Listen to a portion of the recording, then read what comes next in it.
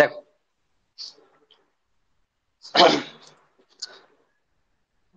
প্রথম বিষয় হলো যে আমরা কিভাবে পড়বো, আমরা কোন দিন কি করব, সেই বিষয়গুলো নিয়ে প্রথমেই কথা বলার রয়েছে আমাদের। এখন শুরু হলে আমাদের গোটা 11-12 যদি রিডিউসড সিলেবাস অনুযায়ী শেষ করতে হয় তাহলে একরকম টাইম লাগবে, আর যদি অরিজিনাল সিলেবাস অনুযায়ী শেষ করতে হয় তাহলে আরেক রকম টাইম লাগবে। কারণ বেশ কয়েকটি চ্যাপ্টার পার্থক্য হচ্ছে, ঠিক আছে? তাহলে সেই অনুযায়ী আমাদের সময়টার পার্থক্য হবে। যেমন বললাম, প্রথম দিকে আমরা রিডিউস দিয়ে শুরু করব, মানে এমন জায়গা থেকে শুরু করব যেখানে রিডিউসটা কোনো গল্প নাই, সোজা কথা। তাহলে ওই রেজাল্ট বেরোতে বেরোতে সিলেবাস আস্তে আস্তে আমাদের ওই জায়গায় কোনো প্রভাবই পড়বে না। এটা দিয়ে শুরু করছি, আমরা সেল থেকে শুরু করছি। ধরো কিভাবে পড়াবো, আমরা 11-এর একটা টপিক পড়ালাম, একটা চ্যাপ্টার পড়লাম, 12-এর একটা চ্যাপ্টার পড়বো, আবার 11 একটা, আবার 12 একটা। এইভাবে 11 এবং 12টাকে আমরা সমানভাবে এগিয়ে যাবো। আমরা প্রথমে 11-এর ইউনিট 3 থেকে শুরু করছি, সেল পড়বো। সেল পড়া হয়ে গেলে আমরা চলে যাব ক্লাস 12-এর sexual reproduction in flowering plants. Reproduction in organism যেহেতু বাদ ছিল আগের বছরে, আমরা ওটা বাদ রেখে শুরু করে দেবো, কোনো অসুবিধা হবে না। এরপর ওটা হয়ে গেলে আমরা সেল ডিভিশনে চলে আসবো, যদিও মাঝে একটা চ্যাপ্টার আছে, কিন্তু সেল পড়ার পর সেল ডিভিশন পড়লেই সুবিধা হবে। সেল ডিভিশন পড়বো, তারপর ওদিকে চলে যাবো হিউম্যান রিপ্রোডাকশন। আবার আমরা বায়োমলিকুলসে ফিরে আসবো, অথবা রিপ্রোডাকশনের পরে রিপ্রোডাক্টিভ হেলথটা একসঙ্গে পড়ে নেবো পরপর। তাহলে আমাদের সুবিধা হবে, কারণ ওটা কানেক্টেড, মানে যারা ইন্টারলিঙ্কড আর কি। এইভাবে আমরা পড়বো, তাহলে 11টাও এগিয়ে যাবে একসঙ্গে, 12টাও এগোবে একসঙ্গে। এইবার একটা বিষয় এখানেও আছে, সেটা হলো দেখো, নিটের প্রিপারেশন যেমন নেবে, কেউ কেউ কিন্তু সঙ্গে সঙ্গে জেন পাসের প্রিপারেশন নেবে একই সঙ্গে।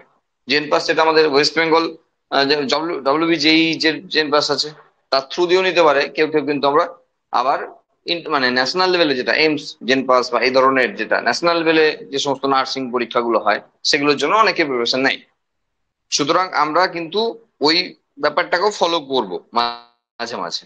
আর ধরো এগ্রিকালচারের বিষয়টা রয়েছে, হ্যাঁ, এগ্রিকালচারের পরীক্ষার জন্য সিলেবাস যেহেতু সেম, সেই জন্য আমরা একই সিলেবাসের উপর যা যা পরীক্ষা হবে সেই পরীক্ষাগুলো আমরা দেওয়ার চেষ্টা করবো। অ্যাটলিস্ট আমার তরফ থেকে সাজেশন থাকবে যে তোমরা পরীক্ষাগুলো দাও।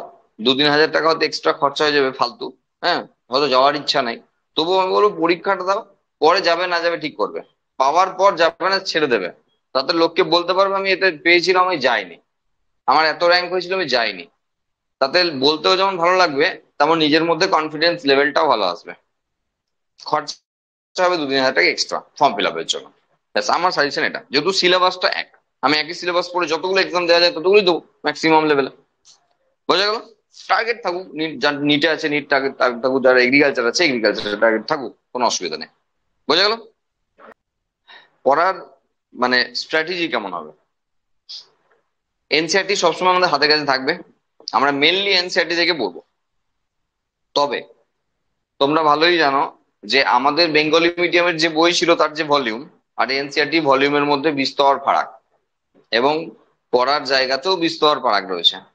সেই জন্য এমন কিছু জায়গা থাকবে যেগুলো কিন্তু আমরা নিট পড়ে, অ্যাটলিস্ট আমি পড়িয়ে স্যাটিসফাই হব না, সেগুলো কিন্তু একটু এক্সট্রা পড়তে হবে, নাহলে কিন্তু সেই জিনিসটা ভালো করে বোঝা যাবে না। ধরো আমি কথাই বলছি, ধরো রাইবোজোম, যেখানে রাইবোজোমকে নিয়ে আমাদের 11 এবং 12-এর যেহেতু ট্রান্সলেশন রয়েছে, ওখানে রাইবোজোম সম্পর্কে এতটাই জানা উচিত যেখানে আমাকে ট্রান্সলেশন পর্যন্ত উদ্ধার করে দেবে। সেখানে আমরা 11-এর টপিক খুললে দেখবো যে রাইবোজোমের এইটুকু জায়গাতেই রাইবোজোম খতম। সেখানে কিছুই জানতে পারলাম না যে রাইবোজোম মানে জাস্ট কি দিয়ে তৈরি, আর এই হেডবার্গের একক, ব্যাস এই দিয়ে শেষ হয়ে গেল রাইবোজোম। কিন্তু আমরা যদি একটা নর্মাল আমাদের বেঙ্গলি মিডিয়ামের বোর্ডের বই খুলি, তা দেখবো রাইবোজোমকে নিয়ে পাতার পর পাতা চলছে ইনফরমেশন। তাহলে যে জায়গাগুলো আমাদের মনে হবে যে এক্সট্রা পড়তে হবে, সেই জায়গাগুলো কিন্তু আমরা এনসিআরটির বাইরে গিয়ে এক্সট্রা পড়বো। আমাদের এনসিআরটিটা ফলো করার মেন টার্গেট যেটা, সেটা হলো লাইন লাইন বাই লাইন যে ব্যাপারটা হয় না, মানে এনসিআরটির কোন লাইনগুলো ইম্পর্টেন্ট, সেইগুলোর জন্য আমরা মেনলি এনসিআরটিটা ফলো করবো নিটের জন্য। ঠিক আছে? কারণ যেহেতু লাইন অনুযায়ী কোশ্চেন আছে, আমাদের ওটাকে ফলো করতে হবে ব্যাস এই কারণের জন্য। বাকি কিন্তু আমরা মেনলি চেষ্টা করব যে ওভারঅল টপিকটা বুঝতে। ঠিক আছে? এবার এনসিআরটি তে একটা সমস্যা আছে, সেটা হলো এনসিআরটির যে এনসিআরটির যে ওভারঅল তোমার প্রেজেন্টেশন, আমার মনে হয় খুব খারাপ প্রেজেন্টেশন। হ্যাঁ, কারণ ওই যে একবারে শুরু হলো তো চলছে, একটা সেন্টেন্সের 4টে লাইন পরে গিয়ে ফুল স্টপ হলো। তো ছেলে মেয়েদের, নতুন ছেলে মেয়েদের, যারা এনসিআরটি যারা নতুন নতুন পড়বে, তাদের পক্ষে খুব বোঝাটা মুশকিল হয় আমার মনে হয়, যে 4টে 5টা লাইন পরে একটা ফুল স্টপ, এই গোটা জায়গাটার মানে একবারে হজম করতে অনেকের অসুবিধা হয়। এটা করতেই পারতো যে একটু ছোট ছোট লাইন করে, যা নাই তা নাই, সেটা নিয়ে আলোচনা করে লাভ নাই, যদিও ছোট ছোট লাইন করতে পারতো, সেন্টেন্সটা ছোট হলে সেটা বুঝতে সুবিধা হতো। একটু প্যারাগুলো বারবার চেঞ্জ করে, মানে কলাম গুলো বারবার চেঞ্জ করে একটু বুঝতে সুবিধা হতো। এই এত বড় বড় প্যারা চলছে চলছে গোটা বই ধরে, মানে গোটা পাতায় একটাই প্যারা চলছে।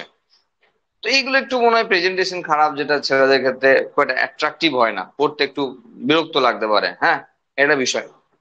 একটু এক্সট্রা ফিগার অ্যাড থাকলে ভালো হতো আরো একটু। সেগুলো নেই ন্যাশনাল লেভেলের বই, আমার মন্তব্যের কোনো দামই নেই, ঠিক আছে। কিন্তু সেই জন্যই আমরা একটা কথা বলবো, সেটা হলো এটা, ঠিক আছে। এটা একদম পুরোপুরি এনসিআরটি বেসড, এনসিআরটি লাইনে এখানে তোলা আছে, কিন্তু জিওগ্রাফিটা চেঞ্জ করা আছে, ভূগোলটা চেঞ্জ করে দেওয়া হয়েছে, বুঝলে। যেখানে ওখানে দেখতে পাচ্ছি যে আমরা ওই মানে মানে লাইনের পর লাইন চলছে, কোনো উইদাউট এনি মানে ফুল স্টপ বা প্যারা চেঞ্জ। হ্যাঁ, তো সেখানে আমরা এগুলোকে কি হয়, মানে জায়গাগুলো চেঞ্জ করে দিয়েছি, এবং জায়গায় জায়গায় আমরা কিছু এক্সট্রা ইনফরমেশন অ্যাড করেছি, সেগুলো খুব বেসিক। না হলে ওভারঅল কিন্তু এনসিআরটি আছে, এই গোটা জিনিসটা এনসিআরটি, একদম এনসিআরটি, ফুললি এনসিআরটি বেসড। তুমি এটা খুলবে, পাশে এনসিআরটি বই খুলবে, দেখবে পুরো লাইনে লাইনে সব মিলে যাচ্ছে, ঠিক আছে। তবুও এটাকে চেঞ্জ করে দিয়েছি যাতে বুঝতে সুবিধা হয়। আমরা পড়ার সময় এরমই করব। ওই এনসিআরটি লাইন বাই লাইন পড়তে গেলে না আমারও ঘুম চলে আসে, আমারও ভালো লাগে না। এটাতে করলে কি হবে, এটাতে বললে আমি জায়গায় জায়গায় তোমাকে স্কিপ করতে পারবো, বলতে পারবো যে এই জায়গাটা অ্যাকচুয়ালি আমার বোঝানোর কিছু নাই, এটা ইনফরমেটিভ, এখানে সায়েন্টিস্টের নাম এবং কিছু সাল টাল দেওয়া আছে, এগুলো একটু দেখে নেবে। এরকম না করলে না গোটা সিলেবাসটা শেষ করাটা ভীষণ চাপের হয়ে যাবে। এতগুলো চ্যাপ্টার, এবং কিছু কিছু চ্যাপ্টার তো জানো যে প্রচুর টাইম লাগবে, ঠিক আছে। তো সেইগুলো জন্য মেনলি এটা ফলো করা, বোঝা গেল। কারোর জন্য একবারও মনে না হয় যে এনসিআরটি ফলো করছি না, এটা কিন্তু এনসিআরটি। হ্যাঁ, ওটা নিয়ে পড়াতেও অসুবিধা হবে, তার জন্য এটা আমরা কয়েকদিন মিলিয়ে মিলিয়ে দেখিয়ে দেবো। হ্যাঁ, প্রথম কয়েকদিন মিলিয়ে মিলিয়ে দেখিয়ে দেবো, দেখো এটা ওখানে আছে আর এটা এখানে আছে, একই জিনিস আছে, বোঝা গেল। সেই জন্যই এনসিআরটি নিলাম। শুরু করা যাক। ক্লাস 11-এ আমরা চ্যাপ্টার 8 বা সেল থেকে শুরু করছি। তার কারণ আমরা বুঝে গেছি, আমাদের বয়স অনেকটাই বেড়ে গেছে, 11-12 দিয়ে এসেছি। তাহলে আমরা বুঝি যে বায়োলজি পড়তে গেলে এমন একটি বিষয় সম্পর্কে আলোচনা প্রথমেই করে নেওয়া উচিত যাকে দিয়ে গোটা বায়োলজি চলবে, ঠিক আছে। এবং সেই চ্যাপ্টারের নাম হলো সেল। সেই জন্য সেল একদম বেসিক জায়গা হিসেবে আমরা প্রথমে শুরু করবো এবং বুঝে নেবো। সেলের ক্ষেত্রেও একই বিষয়, যে জায়গাগুলো আমাদের প্রয়োজন সেই জায়গাগুলো কিন্তু আমরা এক্সট্রা পড়বো, আর একটু এক্সট্রা পড়বো নিট থেকে বেরিয়ে গিয়ে, ঠিক আছে। বাকি জায়গা নিটকে ফলো করবো। যেহেতু এগ্রিকালচারের যে এক্সাম সেটা কিন্তু নিটের থেকেও টাফ, ঠিক আছে। নিটের এক্সাম এগ্রিকালচারের থেকে সহজ, তো সেই জন্যই আমাদের ওই ব্যাপারটা আর কি। হ্যাঁ, যাই হোক, দেখো প্রথমেই পেজ নাম্বার 123, এখানে ইউনিট 3 শুরু হচ্ছে, যেখানে sell structure and function, unit 3 subject এটা। তারপরে পেজটাতে যে ইনফরমেশন দেওয়া আছে সেটা ইম্পর্টেন্ট কিছু না, সেখান থেকে কিছু আসে না। একদম ডাইরেক্ট চলে যাচ্ছি আমরা 125, মানে যেখানে চ্যাপ্টার 8 সেল দিয়ে শুরু হচ্ছে। সেখানে প্রথমেই সেল সম্পর্কে বেসিক কিছু জিনিস দেওয়া আছে। হ্যাঁ, এবং তারপরে হোয়াট ইজ এ সেল সেটা সম্পর্কে দেওয়া আছে, তারপর সেল থিওরি দিয়ে দেওয়া আছে, ঠিক আছে। আমরা সেরকমই পড়বো। এই যে হোয়াট ইজ এ সেল, সেই জায়গাটাই আমরা এখানে তুলেছি, আমরা এইভাবে আলোচনা করব। দেখ, এখানে এটা দেখলেই বুঝতে পারবে যে a cell is the fundamental structural and functional unit all all living organisms. Robert Hooke discovered cell, Anton von Leeuwenhoek first discovered and described a live cell, and the invention of the compound and electron microscope revealed all the structural details of the cell. দেখ, প্রথমে আমরা sell যখন আবিষ্কার হয় তার আগের একটু ইতিহাস একবার জানবো, জাস্ট গল্পের মতো করে একবার শুনবো। ঠিক আছে? সেটা হলো এই যে সেল, যাকে মেনলি আমরা খালি চোখে অবজার্ভ করতে পারি না, দু একটা সেল বাদ দিয়ে, যেমন ধরো ফার্টিলাইজড এগ, যেমন ডিম আমরা খাচ্ছি, আমরা দেখতে পাই খালি চোখে এবং বেশ বড় আকারে দেখতে পাচ্ছি।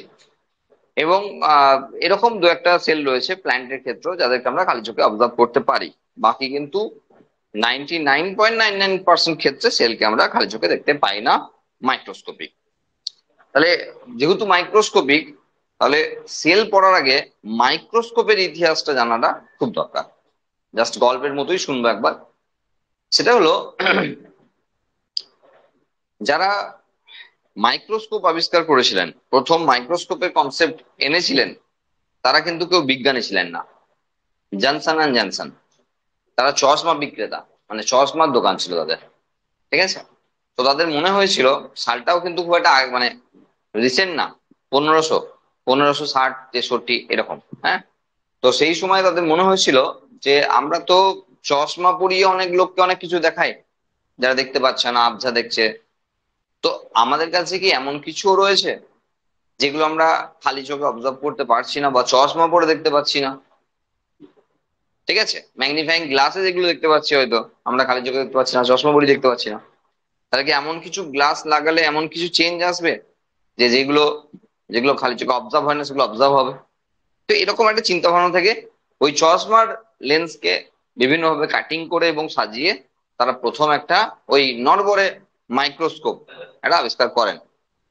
যেহেতু প্রথম, তো সেটা নড়বড়েটাই বিশাল ব্যাপার যে একটা কনসেপ্ট দিচ্ছেন। তারপরে প্রায় 100 বছর কেটে যায়। তারপরে রবার্ট হুক তার নিজের তৈরি মাইক্রোস্কোপ, সেটা অবভিয়াসলি সিম্পল মাইক্রোস্কোপ ছিল, সরল আণুবীক্ষণিক যন্ত্র, নিজের আবিষ্কার। এবং নিজে কর্কের সেকশন করে, তোমরা জানো যে ওই হোমিওপ্যাথি শিশির উপরে সেই কাঁচের যে শিশিগুলো হয় এখনো হয়তো ডাক্তারবাবুর কাছে আছে, প্লাস্টিকের গুলো তো সব চলে এসছে। হ্যাঁ, ওর উপরে যেটা মানে ঢাকনা লাগানো থাকে না, ওটা কর্ক, যেটাতে ওই 1 ফোঁটা 2 ফোঁটা করে ওষুধ দেওয়া হয়। তো সেই কর্কের সেকশনাল ভিউ করে তিনি এরকম কিছু এরকম কিছু ঘরের মতো ছবি তিনি দেখতে পান। ঠিক আছে, অবজার্ভ করেন ওই মৌমাছির যেমন চাকে কুঠুরি হয় সেরকম অবজার্ভ করেন।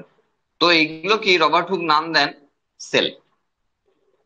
Sell equal to small room. ঠিক আছে, তার ফার্স্ট অবজার্ভ করা। তিনি কিন্তু এই জায়গাতেই সীমাবদ্ধ ছিলেন, এর বেশি কিছু উদ্ধার করতে পারেননি।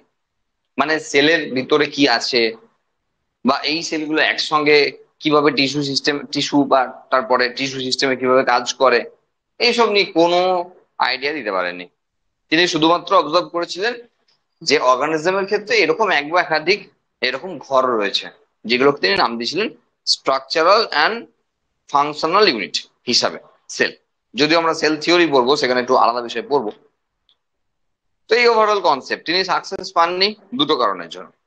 সেটা হলো তার যে মাইক্রোস্কোপ ছিল, তাদের তার মাইক্রোস্কোপের যে ম্যাগনিফাইং ক্যাপাসিটি, মানে ম্যাগনিফিকেশন, সেটা হলো লোয়ার লেভেলে, মানে লো ম্যাগনিফিকেশন। লিখলে তো প্রচুর কিছু লেখা যায়, অত বেশি লিখলে কিন্তু সিলেবাস শেষ করা মুশকিল হবে। ঠিক আছে, তার ব্যর্থতার দুটো কারণ। একটা হলো লো ম্যাগনিফিকেশন রেট,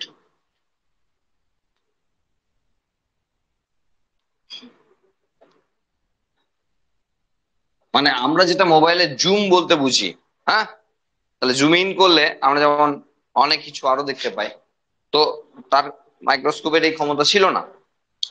আরেকটা সমস্যা ছিল তার মাইক্রোস্কোপে, সেটা হলো লো রেজলিউশন। মানে আমরা যেমন জানি যে বিভিন্ন কোম্পানির মোবাইল বা টিভির ব্রাইটনেস আলাদা হয়। মানে সোনি টিভি মানে আহ মানে বেশ ভালো সাউন্ড, স্যামসাং এর টিভি বা মোবাইল মানে সেখানে খুব ক্লিয়ার কাট ছবি, স্পষ্ট ছবি, ঝকঝকে ছবি, যে বিষয়গুলো আছে না রেজলিউশন পাওয়ার উপর। তো তার যে মাইক্রোস্কোপ ছিল তার রেজলিউশন পাওয়ার খুব ভালো ছিল না, সেই জন্য তিনি ভিতরের অংশে ক্লিয়ার কাট কোনো ছবি পাননি। তবুও মোটামুটি সেই তখনকার দিনে তিনি 16টা অবজারভেশন মানে ছবি নিয়েছিলেন, এবং মাইক্রোগ্রাফিয়া তার মাইক্রোগ্রাফিয়া কোনো লাগবে না, এসব কিচ্ছু লাগবে না, জাস্ট আমরা প্রথম দিন শুরু করছি, সেল দিয়ে শুরু করছি তাই, নাহলে এটা কোনো পরীক্ষাতেই লাগবে না সেই অর্থে। হ্যাঁ, মাইক্রোগ্রাফিয়া তার বইয়ের নাম, মানে বউ না, বই।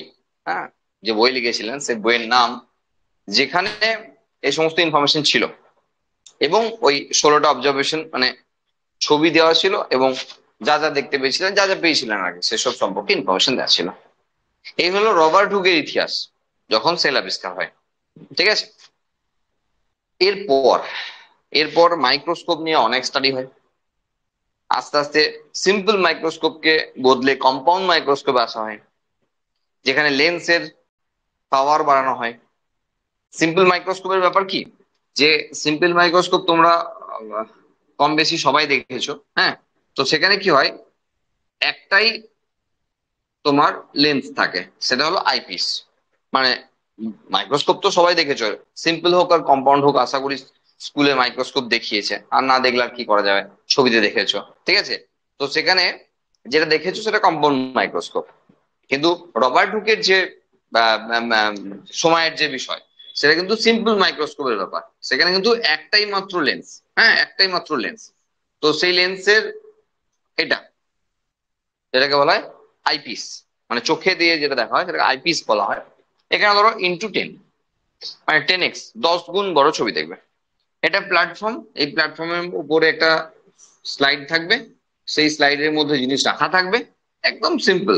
এই দিক দিয়ে আলো যাবে, এই অবজেক্টের থ্রু দিয়ে আলোটা যাবে, চোখে যাবে, অবজেক্টটাকে দেখতে পাবে। ব্যাস, এই মাইক্রোস্কোপের গল্প একদম সিম্পল। কিন্তু যখন কম্পাউন্ড মাইক্রোস্কোপ বের করা হলো, তখন কি হলো, এখানে লেন্সের সংখ্যাটাকে বাড়ানো হলো, দুটো লেন্স লাগানো হলো।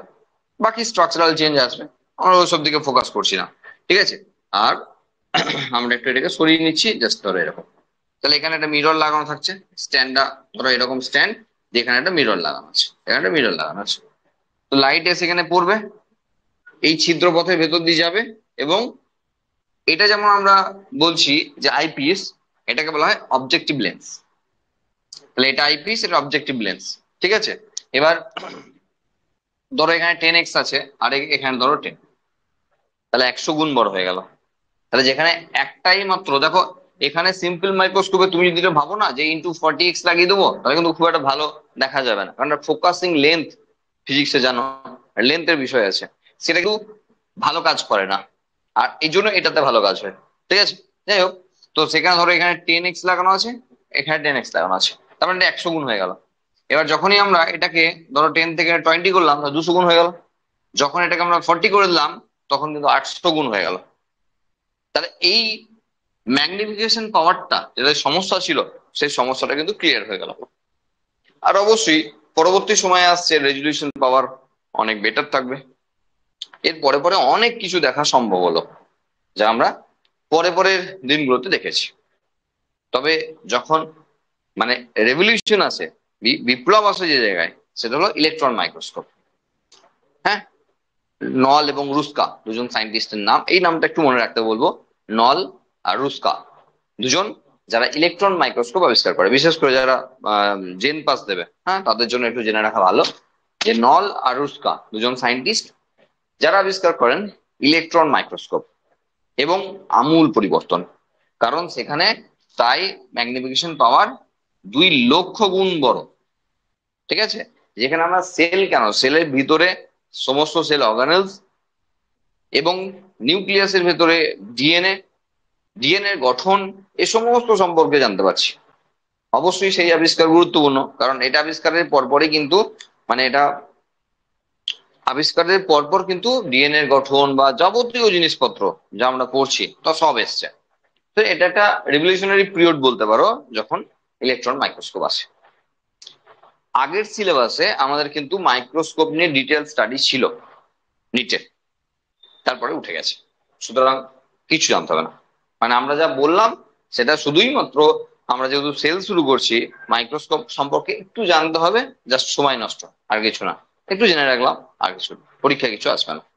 ওকে, এরপর আমরা ডাইরেক্টলি চলে যাব, যেমন করে বললাম, যেমন করে সেল আছে আমাদের সেরকম জায়গায় যাব।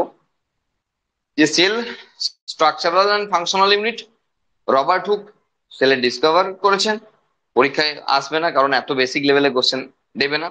আচ্ছা, লিভেন হকের ব্যাপারটা আসতে পারে, যিনি ফার্স্ট, দেখো রবার্ট হুক যখন সেলের কনসেপ্ট দিচ্ছেন সেটা কিন্তু ডেড সেল, কর্কের, মানে কর্কের সেকশনাল ভিউ, মানে যেটা ওভারঅল গাছের ছাল বলতে পারো, যে মৃত, তার সেকশনাল ভিউ দিচ্ছেন, ডেড সেল। লিভেন হকের নাম কেন আসছে?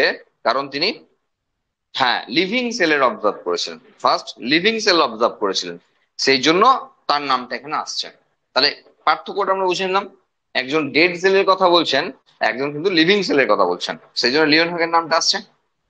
আর তারপরে কম্পাউন্ড অ্যান্ড ইলেকট্রন মাইক্রোস্কোপ, গোটা সেলের স্ট্রাকচারাল ডিটেলস সম্পর্কে তারা কনসেপ্ট দিচ্ছেন। ঠিক আছে, এই হলো মোটামুটি বিষয়। এবার আমরা এবার দেখো আমরা সেল থিওরি, ঠিক আছে, সেল থিওরি নিয়ে আমরা কথা বলবো, খুব ইম্পর্টেন্ট বিষয় সেল থিওরি।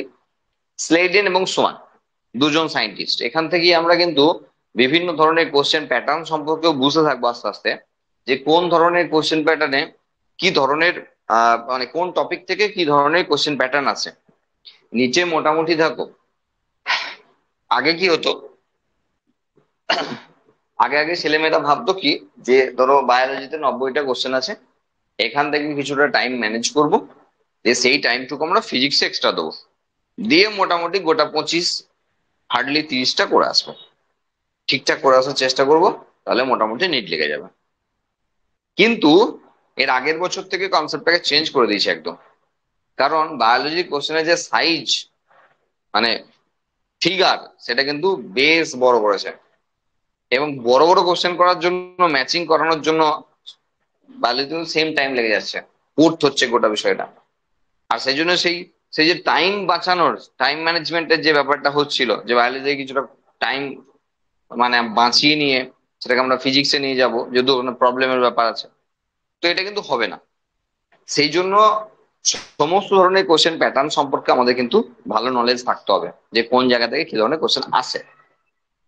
ঠিক আছে, আমরা মেনলি যে যে কোশ্চেন গুলো এখানে পাই, মানে নিটের ক্ষেত্রে, সেটা হলো প্লেন এমসিকিউ বেসড, মানে চারটে করে অপশন থাকবে, জাস্ট মিলে ধরো ম্যাচিং টাইপ কোশ্চেন আসবে, যেখানে দেখা গেল যে ডান দিকে বাঁ দিকে যে সংখ্যাটা সমান, এদিকে ধরো এবিসিডি, এদিকে ধরো 4, দিয়ে নিচে এবার এ এর সঙ্গে 2, বি এর সঙ্গে 3, এরকম করে ম্যাচিং এর ব্যাপার থাকে।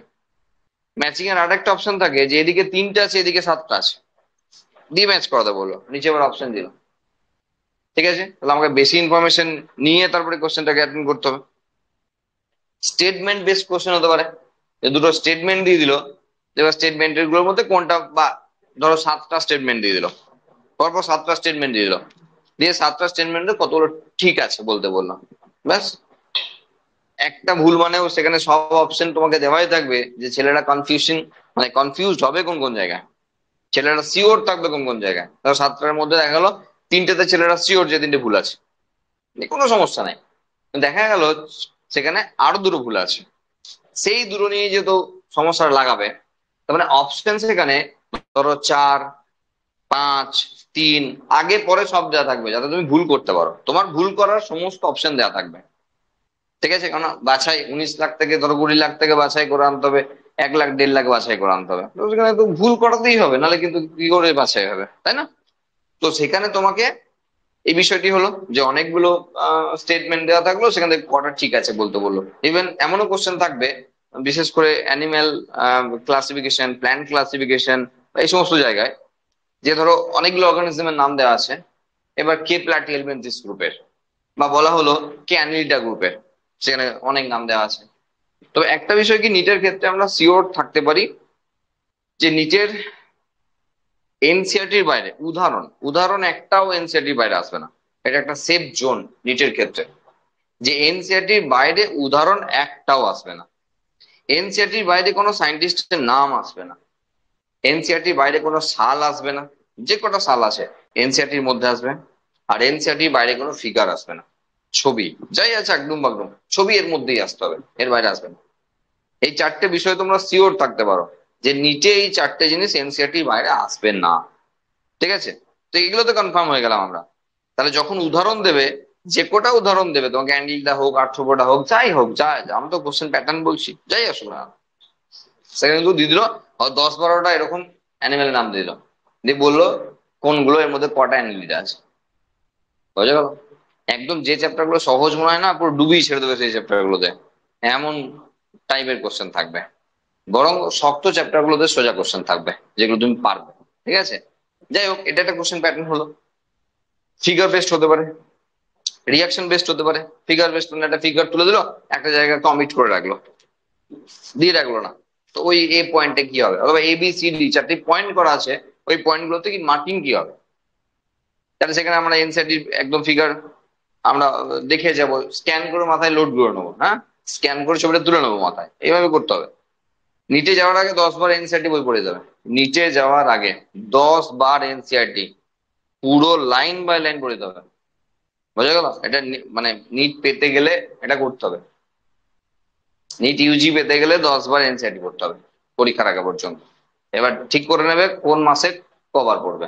ঠিক আছে, হাতে টাইম কমাস আর কোন মাসে কবার পড়বে, মানে প্রতি মাসে একবার করে তোমাকে সেই অর্থে কমপ্লিট করতে হবে। এবার যতক্ষণ না সিলেবাস কমপ্লিট হবে তুমি কমপ্লিট করবে কবে? তারপরে তোমাকে এরমই ভেবে রাখতে হবে, যে চ্যাপ্টার গুলো আমার হয়ে যাচ্ছে সেই চ্যাপ্টার গুলো আমি রিভাইজ করেই রাখবো, বারবার করে রাখবো, যেন সেগুলো পরে গিয়ে আমাকে সময় দিতে না হয়। বুঝে গেল? তাহলে ফিগার বেসড হলো। এবার ধরো রিয়াকশন বেসড হতে পারে, একটা রিয়াকশন দিয়ে দিল, কারণ লিমিটেড, এখন ধরো ফটোসিনথেসিস হতে পারে, রেসপিরেশন হতে পারে, এই সমস্ত চ্যাপ্টার গুলো থেকে দেখা গেলো একটা টোটাল রিয়াকশন তুলে দিল, এনজাইমের নামটা অমিট করে রাখলো, দিয়ে নিচে কোন এনজাইমটার সাহায্যে রিয়াকশনটা হবে এটা চাইতে পারে, এটা একটা হতে পারে। আর মোটামুটি লাস্ট যেটা হতে পারে, মানে হবেই, সেটা হলো অ্যাসারশন রিজন বেসড কোয়েশ্চেন। ঠিক আছে, যেটা আগে আমরা রেগুলারলি করাই আর কি, পরীক্ষা এলেই দেখতে পাবে যে আমরা কিন্তু assertion reason based question regularly করাই। এবং সেখানে ওই অ্যাসারশন রিজন দেওয়া থাকবে, দিয়ে 4টে করে অপশন দেওয়া থাকবে, বুঝিয়ে দেবো। যারা বোঝে তারা তো বোঝেই, যারা বোঝে না বা অতটাও বোঝে না তাদেরকে প্রথম থেকে বুঝিয়ে দেওয়া হবে কেমন করে কি করতে হয় না হয়। ঠিক আছে, এই ধরনের কোশ্চেন আসবে। তো এই জায়গাতেই বলার যে যে বিভিন্ন ধরনের কোশ্চেন আসবে, এবার জায়গা আছে সেই জায়গাগুলো থেকে সেই কোশ্চেনই আসে, অন্য কোশ্চেন আসবে না। তো সেগুলোকে আমাকে ভালো করে প্রথম থেকে নলেজের মধ্যে রাখতে হবে। হ্যাঁ, আরেকটা বিষয় সেটা বলে রাখা অবশ্যই উচিত, সেটা হলো যে আমরা প্রত্যেকেই যারা এই ক্লাস করছি তারা কিন্তু হয় 1 বছর, না হয় 2 বছর, না হয় 3 বছর ড্রপে আছি বা ড্রপে থাকবো। যার মানে হলো আমরা কোনো রেগুলার কোর্সে ভর্তি নাই, যার মানে হলো ইয়ার লস। সোজা বাংলায় যাকে বলবো যে বছরটা নষ্ট হবে, নষ্ট ভেবেই এগোতে হবে। এবার এই বছরটা কিন্তু তোমার মজা করার জন্য নয়। ম্যাক্সিমাম ছেলেমেয়েদের অসুবিধা যেটা, চাপ তো কিছু নাই, না স্কুল আছে না কলেজ আছে, আমি একটা মাঝের টাইমে দাঁড়িয়ে আছি, সারাদিনে তেমন কোনো প্রোগ্রামও নাই।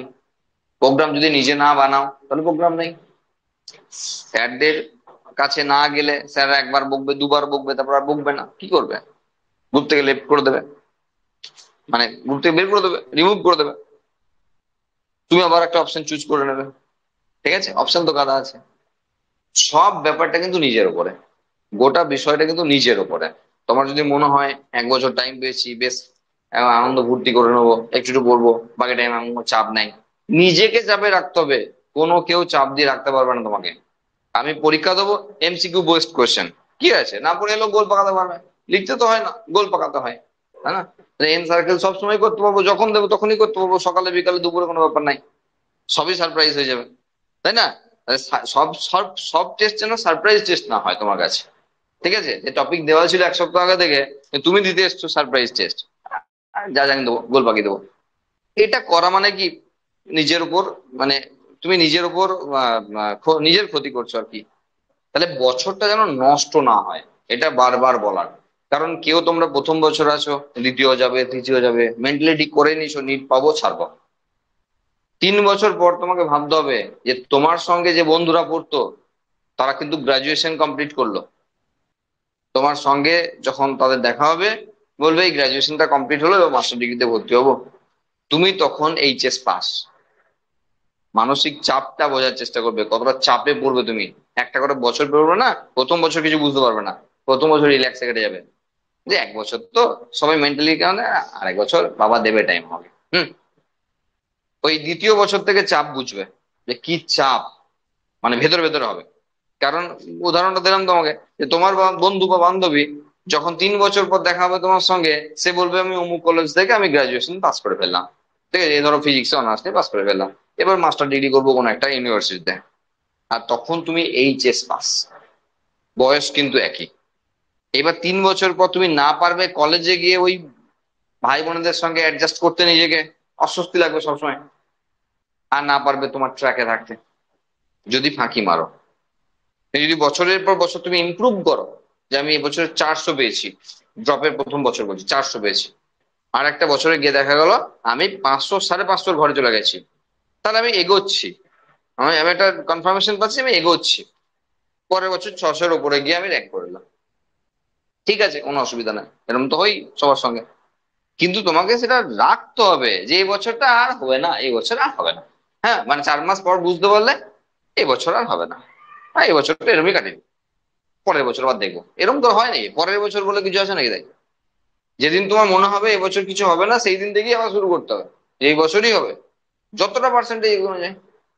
তো সেই জন্য বলছি, বছর বাবা মা সুযোগ দিয়েছে মানে এমন নয় যে আমি বছরটাকে ওইভাবে নষ্ট করব। চাপ যদি নিজে নিতে পারো তাহলে হবে, কোনো স্যার কোনো চাপ দিয়ে কিছু করতে পারবে না, কেউ চাপ দিয়ে কিছু করতে পারবে না। তা নিজে যদি চাপ না তাহলেই হবে, নাহলে গেল। এটা নিজে নিজে ঠিক করে নেবে, কারণ শীত আছে, গ্রীষ্ম আছে, বর্ষা আছে, সব সব কাল আসবে, বিভিন্ন সময় বিভিন্ন রকম এনভায়রনমেন্ট হবে। শীতকালে মনে হবে গাটা ম্যাজ ম্যাজ করছে, বর্ষাকালে মনে হবে বৃষ্টি পড়ছে, যাব না। পরীক্ষার সময় মনে হবে মাসির বিয়ে আছে, এই পরীক্ষাটা দেবো না। এটা সব নিজের সেট আপ। হ্যাঁ, তো কি করবে সেটা ভালো করে ভেবে নিও। উদাহরণটা মাঝে মাঝে মনে রেখো, তোমার বন্ধু কিন্তু তোমার সঙ্গে এক স্টেপ করে এগিয়ে যাচ্ছে এক এক বছর, আর তুমি কি করছো সেটা দেখে রাখবে। ঠিক আছে, আলটিমেট 3 বছর পর নিট না পাওয়া মানে কি? NEET result zero, HS pass, কিছুই নেই, তাই না? তুমি তো সেই লুডো, সেই সাপ খেলার মতো ফিরে এলে, তুমি 99 গিয়ে সাপে কেটেছে, দিয়ে শূন্যতে ফিরে এসছো। তো 3 বছর পর নিট না পাওয়া মানে তো তাই না? বন্ধু কিন্তু গ্রাজুয়েট। তো সেই জিনিসগুলো মাথায় রেখে কিন্তু কাজগুলো করতে হবে। ফাঁকি মারার দিন প্রত্যেকটা দিনে মাথায় রাখবে উদাহরণটাকে, যে আমার কিন্তু দিনগুলো নষ্ট হয়ে যাচ্ছে। চাপ নিতে হবে, নিজেকে চাপ না নিলে ফালতু ফালতু তো সময় নষ্ট করছি 10 মিনিট, যে এইগুলো দরকার আছে, কারণ তুমি চাপ না নিলে কিছু হবে না। ঠিক আছে।